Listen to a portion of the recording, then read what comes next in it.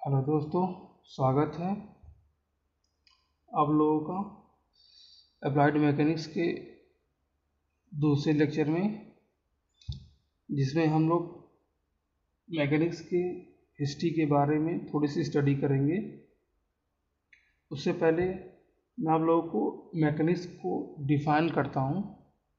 Mechanics is the physical science which deals with the effect of forces on object and bodies. मतलब कि mechanics एक ऐसा subject है जो फोर्स का अगर किसी बॉडीज़ पे लग रहा है तो वो कैसा इफेक्ट उसके ऊपर प्रोड्यूस करेगा, उसके अध्ययन हम लोग मैकेनिक्स के अंदर करते हैं। तो यहाँ पे एक टर्म है जिसको बताया गया है कि ऑब्जेक्ट या बॉडीज़। अ फिजिकल बॉडी या फिर object is a collection of matter with in a defined boundary in three dimensional space. मतलब कि जो ऑब्जेक्ट या फिर बॉडी है वो कलेक्शन होता है मैटर का और किसी डिफाइंड बाउंड्री के अंदर थ्री डायमेंशनल स्पेस,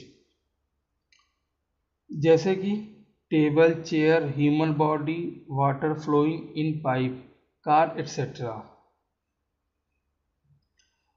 अगर हम लोग बात करें कि मैकेनिक्स का जो एरिया ऑफ एप्लीकेशन है वो है रिसर्च और development in the fields of robotics. मतलब रोबोटिक्स के क्षेत्र में रिसर्च और development, stability and strength of structure and the machines. मशीनों और स्ट्रक्चर्स के स्टेबिलिटी और स्ट्रेंथ के बारे में पता लगाने के लिए rocket and space craft design, rocket और स्पेस क्राफ्ट की डिज़ाइन कैसे की जाए, फ्लूइड फ्लो के बारे में, और इलेक्ट्रिकल मशीन्स एट्सेट्रा।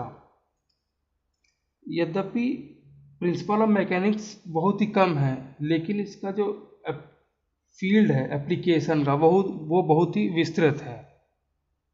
अगर हम लोग हिस्ट्री की बात करें मैकेनिक्स के, तो जो रिटन डॉक्यूमेंट है वो हम लोगों को मैकेनिक्स के बारे में आर्किमिडीज के समय पे प्राप्त होता है, जिन्होंने प्रिंसिपल ऑफ लीवर और प्रिंसिपल ऑफ बॉयंसी दिया गया है। प्रिंसिपल ऑफ लीवर और प्रिंसिपल ऑफ बॉयंसी का हम लोग दैनिक जीवन में हमेशा उपयोग होता है। अगर हम लोग बात करें प्रिंसिपल ऑफ लीवर की, तो इसकी सहायता से हम लोग एक बड़े लोड को या फिर बड़े वेट को आसानी से एक छोटे से फोर्स या कम एफर्ट लगाकर भी हम लोग आसानी से उठा सकते हैं। After Archimedes, substantial progress came later with formulation of laws of vector combination of forces by Stevinus। और मैकेनिक्स के चले आर्किमिडीज के चले जाने के बाद जो मैकेनिक्स है उसमें जो बहुत मेजर डेवलपमेंट हुआ जब स्टीविनस ने law of vector combination of forces का सिद्धांत दिया।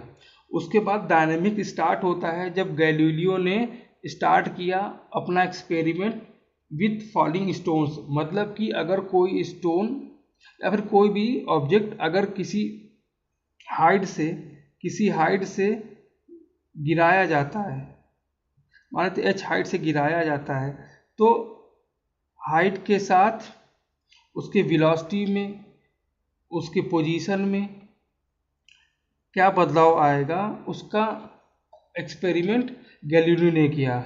उसके बाद न्यूटन ने इस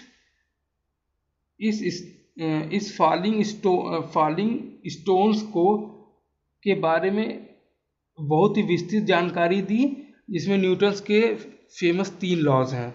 न्यूटन्स के 3 लॉ जिसमें फर्स्ट लॉ, सेकेंड लॉ और थर्ड लॉ है। उसके बाद बहुत सारे वैज्ञानिकों, रिसर्चर्स ने इस फील्ड में अतुलनीय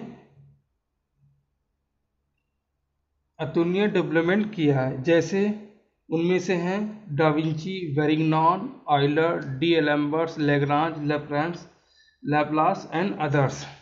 अगर हम लोग मैकेनिक्स को मेनली 2 पार्ट्स में डिवाइड कर सकते हैं, एक स्टैटिक्स और दूसरा डायनेमिक्स।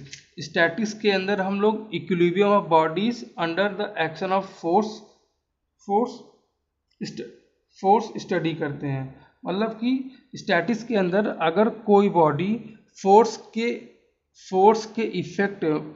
के प्रभाव में इक्विलिब्रियम में है तो हम लोग उसकी स्टडी करते हैं।